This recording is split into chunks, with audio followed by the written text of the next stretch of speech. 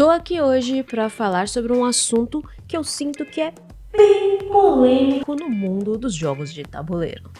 Opa, tudo bem? Eu sou a Marina Rossi, seja muito bem-vindo para mais um vídeo aqui no Pinta Nerd. Importar jogos de tabuleiro da China é certo ou errado? Eu já tô jogando a pergunta aqui pra vocês, porque sim, eu quero que vocês deixem aí nos comentários a opinião de vocês. Claro que sempre daquele jeitinho, né, gente? Sem xingar, sem cometer crimes aí nos comentários. Dando assim a minha opinião bem de leve, eu acredito que importar por si só, né, não é crime. Eu acho que todo mundo concorda com isso. Importar não é crime. Desde que você arque aí com todas as taxas que a gente tem hoje, né, taxação atrás de taxação, e não seja nada ilegal. Mas eu sinto um certo incômodo quando eu falo assim de importar jogos de tabuleiro, que não acontece quando eu falo de produtos eletrônicos, utensílios para casa, coisa para pintura, né, quem desenha, essas coisas eu não me sinto tão incomodada quanto importar um jogo de tabuleiro. E assim, trazendo, né, a palavra ilegal agora pro que eu vou falar, eu acho que é aí que tá, né, mais o meu incômodo. Por quê? Porque esses jogos são falsificados? Muito provavelmente sim, porque, né, os criadores, né, os designers, desenvolvedores dos jogos não vão ganhar um centavo se eu importar o jogo lá da China. Pelo menos é o que eu acho. Assim como quando a gente, né, baixa lá um PDF de um livro que a gente quer muito ler, a gente baixa o PDF, né, por apenas R$0.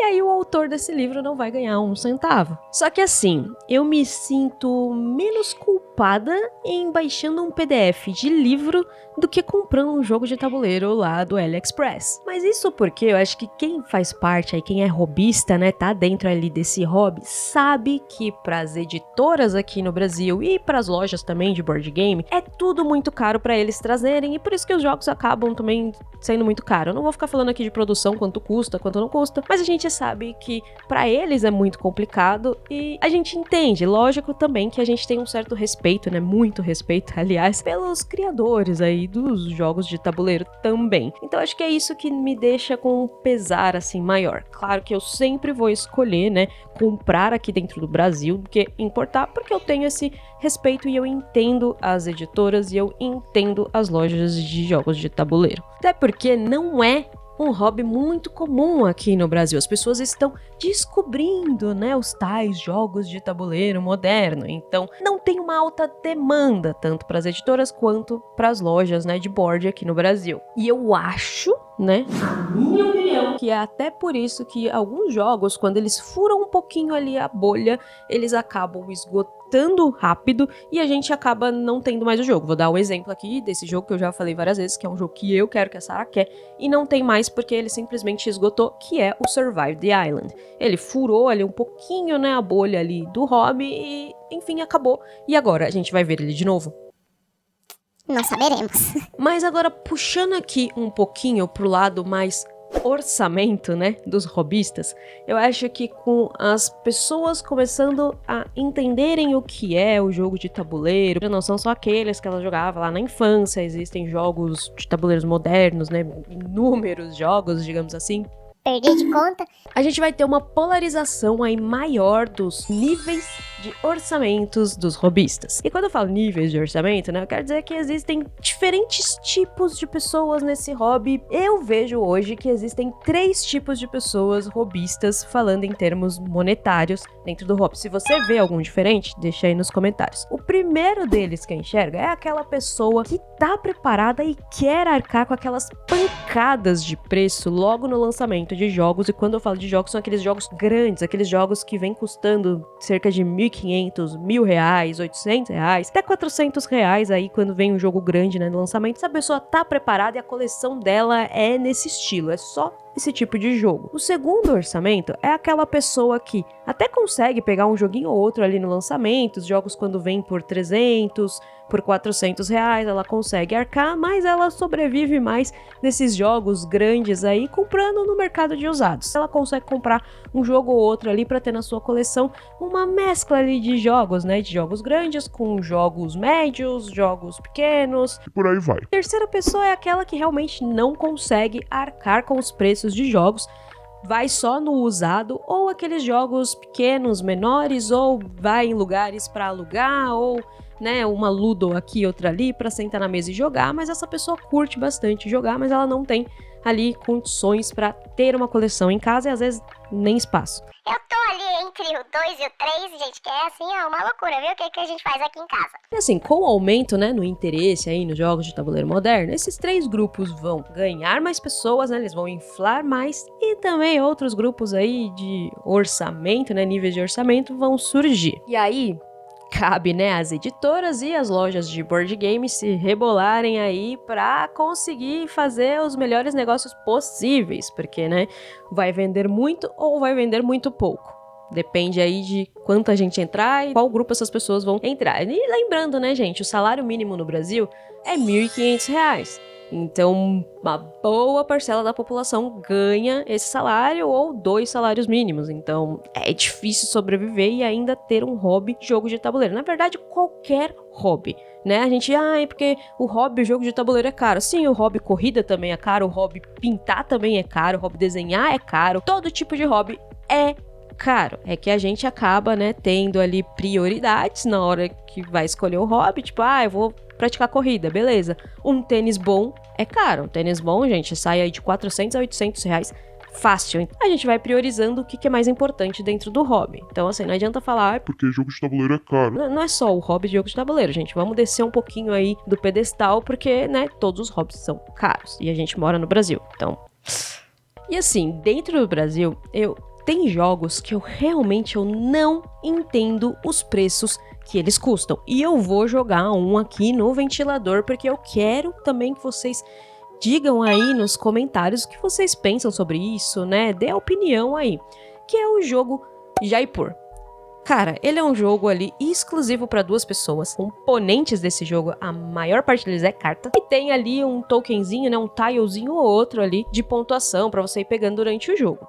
Papelão, né? É um jogo de papelão. Ele tem uma caixa pequenininha e ele custa R$180. Ele tá no mesmo valor ali que um Patchwork, que tem muito mais peças, tá no mesmo valor que um Seven Wonders Duel, tá no mesmo valor que um Splendor Duel, né? Então eu não entendo o preço dele, sério. Pra mim, esse jogo devia custar ali na casa do Fung e do café, né? Entre 80 e 120 reais pra ele. Pra mim, era um preço justo se pagar. Mas realmente eu não posso opinar o valor final de um jogo aqui no Brasil, porque eu realmente não entendo toda a parte de produção de um jogo. E, enfim, aí eu quero puxar aqui o gancho para a qualidade dos jogos que são vendidos lá no AliExpress. Se você entrar nas avaliações de outros jogos, principalmente os carteados e que tem ali um tile ou outro, nesses comentários vão dizer que ele tem boa qualidade, que a coloração é muito boa, talvez que fuja a coloração um pouquinho aqui, outra ali, mas que tem uma boa qualidade. Isso porque os jogos são feitos na China? Então, eu não posso dizer que 100% do jogo é feito na China. O que eu posso dizer é que as caixas da maior parte aí dos jogos são feitas na China. Se você olhar, virar ali a caixa, olhar lá no código de barra, vai estar escrito lá Made in China. Então, pelo menos a caixa é feita lá. O restante eu não sei, eu não posso dizer. Mas eu desconfio fortemente que sim, que é tudo feito por lá. E é por isso que tem essa qualidade tão boa hoje em dia. Tá, mas então você tá dizendo, Marina, que os jogos são fabricados lá na China e que então talvez eles sejam original, já que, né, as editoras mandam fabricar lá e importam, enfim. não. Significa que é uma pirataria mesmo. Significa que os criadores não vão receber um centavo por isso. Continua sendo uma pirataria, continua sendo Falso. Porém com qualidade.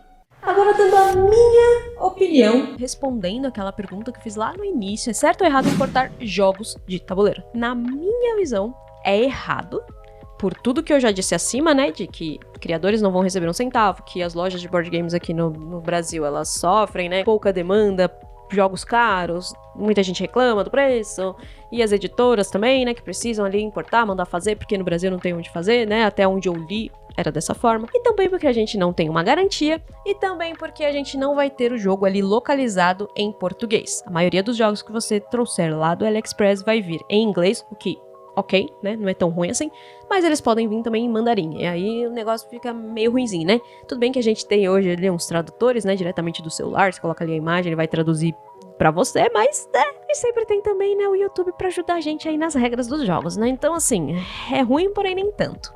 Mas Eu prefiro que meus jogos venham em português. Não sei vocês, eu prefiro. E outra coisa também é que o nosso mercado de usado vai ficar um pouco duvidoso, porque a gente vai ter lá jogos vendendo em inglês, mas esses jogos veio da onde? Esses jogos vieram do país de origem ou esses jogos vieram do AliExpress? A gente não vai saber. Isso quer dizer que eu nunca vou importar da China um jogo de tabuleiro? Não foi bem isso que eu quis dizer. Porque sim, eu importei um jogo. Se ele chegar enquanto eu tô editando esse vídeo, eu coloco ele aqui agora, ó.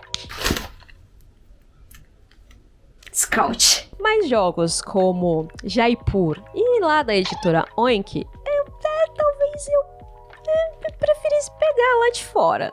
Porque, assim, eu realmente não consigo entender o preço que eles chegam no Brasil. Quer dizer, eu entendo o preço que eles chegam, mas eu não tenho condições financeiras pra trazer eles. E muitas vezes eu quero jogar. E você pode me chamar do que você quiser. Só não vai me xingar, como eu já falei, e não cometer crimes aí no comentário. Mas assim, eu quero ter, então eu vou optar por uma forma que eu posso ter. E aí, quando eu falo que outras pessoas chegarão, novas pessoas chegarão no hobby, é sobre isso que eu tô falando. As pessoas vão querer ter, as pessoas vão dar o jeitinho delas de ter. E a gente vai poder julgar essas pessoas? Não, porque a gente mora no Brasil e o salário mínimo é R$1.500. Mas ok, eu quero saber a sua opinião. Deixa aí nos comentários, eu realmente quero ler os comentários. Quem sabe no próximo vídeo aí eu trago alguns comentários pra gente debater, né? Deixar esse assunto em aberto. Eu acho importante a gente falar sobre esses temas que são mais polêmicos, porque eu sinto que o mundo, né, dos hobbyistas aí, né, do jogo de tabuleiro, ele é muito fechadinho. Então é tudo aquele povo que acha que, o jogo é caro mesmo. Porque você quer ter uma coleção, tem que ter muito dinheiro. E não é bem assim, cara. As pessoas querem ter uma coleção e elas vão dar um jeito dela de ter a coleção e a gente não pode julgar e ponto. É isso. Então eu sinto que isso vai abrir uma cratera, assim, no mundo dessa galera aí que é mais fervorosa, que coleciona jogos de tabuleiro. Não sei vocês, eu sinto. Então, deixa aí nos comentários, vamos deixar esse assunto aí marinando pra gente entender como é que vai ser aí os próximos passos também, né? Os próximos anos dos jogos de tabuleiro que tende a crescer cada vez mais. Por favor, escuta o que eu tenho a dizer aqui até o final, porque é extremamente importante. Até porque esse canal aqui é um canal que vai trazer muitos assuntos polêmicos dentro dos jogos de tabuleiro e eu sinto que isso é importante dentro da comunidade. Então, escuta até o final. Você pode nos ajudar aqui no canal de 3 formas. A primeira dela é que tem um botãozinho que chama Hypar. Se você tá no celular, ele vai aparecer pra você e eu tô deixando aí como é que você pode chegar nesse botão. Ele é gratuito. Você clica ali no primeiro Hypar, a gente vai entrar num ranking ali de hype que vai ajudar a gente a sempre estar melhor no ranking se você e mais pessoas clicarem nesse Hypar. A outra forma é o botão Valeu. Esse botão tem tanto no celular quanto no computador. Você pode clicar nesse botão e colocar qualquer quantia ali de dinheiros e a gente vai receber esse valor para que eu sempre continue trazendo mais jogos, trazendo mais debates, né? E sempre trazendo mais vídeos, podendo sempre editar, gravar, enfim. Essas 2 formas você pode usar aquele dinheirinho que você tem guardado aí do Google, que é daquelas pesquisas que você pode responder pelo Google Rewards. Se você ainda não faz isso, gente, faz lá, porque você ganha uma graninha e você pode fazer diversas coisas com esse dinheirinho aí. Uma delas é ajudar a gente aqui no canal, hein? A terceira forma é, se caso você for comprar nesses 4 sites, utilize nossos links de afiliado. Você pode comprar qualquer coisa, gente. Você vai comprar uma TV nova lá na Amazon, utilize o nosso link de afiliado que a gente vai ganhar uma pequena comissão e você não paga nada mais por isso. Já falei muito, já falei demais, então tudo que eu te peço agora é que você se inscreva no canal, deixe o seu like, compartilhe esse vídeo com um amigo. Eu te vejo no próximo vídeo e tchau!